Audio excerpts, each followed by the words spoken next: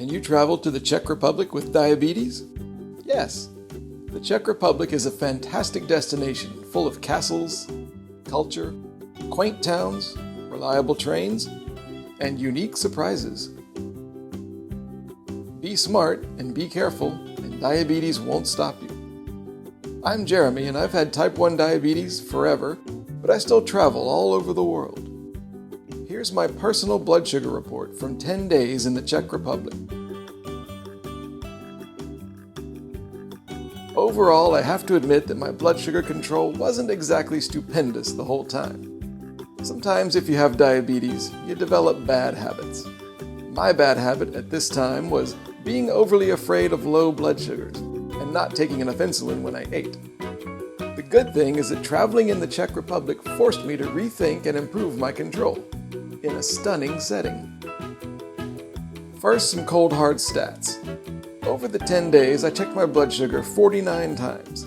The readings ranged from 55 to 383. Those were on the same day. And the average overall was 196. Not exactly between 70 and 130 the whole time. But here are some specific experiences from my time in the Czech Republic. One night, the town of Kroměříž was beautiful and quiet, but all the shops were closed. Dinner had been kung pao chicken with rice, but as a hungry traveler, I also had a nighttime snack of Snickers and a beer from the minibar. And I misjudged something and ended up at 337. So I had to take a corrective shot of Humalog. But it was still high the next morning. After a day of walking around the Archbishop's Palace gardens, things were much better. At this point, I was happy for anything in the 100s. I don't know about you, but afternoon naps always kill my readings. One day in the town of Kutná Hora, I took a nap and was 55 afterwards. Dinner was a simple traditional Czech meal of venison and goulash with potato pancakes and water. Later, I was 383, due to the nap, not the food. If you visit the Czech Republic, you might be doing a lot of walking. There's a lot to explore on foot, and it's a hilly country, so that exercise feels good and can help lower blood sugar. For example, Prague, maybe the highlight of Central Europe, is a great city for walking. My hotel was on a hill near town, and every day I'd walk past the castle, down a long hill to the world-famous Charles Bridge, and explore. Then in the evening, a hike back up the hill. That kind of exercise, along with enough insulin, can be the difference in a good and a bad blood sugar day. I had noticed, by the way, that local pizza was always higher in carbs than I thought, so on an evening in Prague when my readings had been good all day, I took more insulin than normal for the hotel pizza and was 146 afterwards.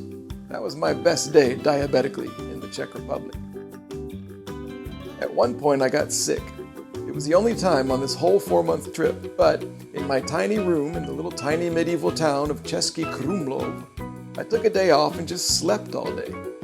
Blood sugars weren't great, but by the next day I was well enough to stroll around town, hike up to the castle, and visit the Egon Schiele Museum.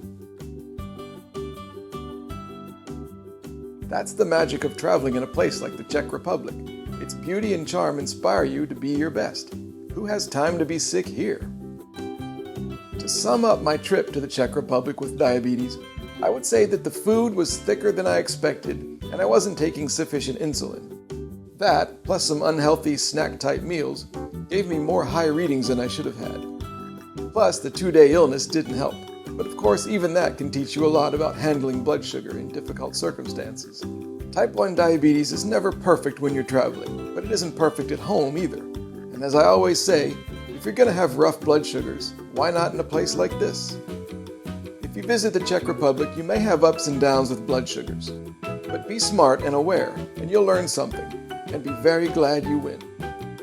Thanks for watching. The next country will be Slovakia. Don't let diabetes stop you from doing anything. See you on the road.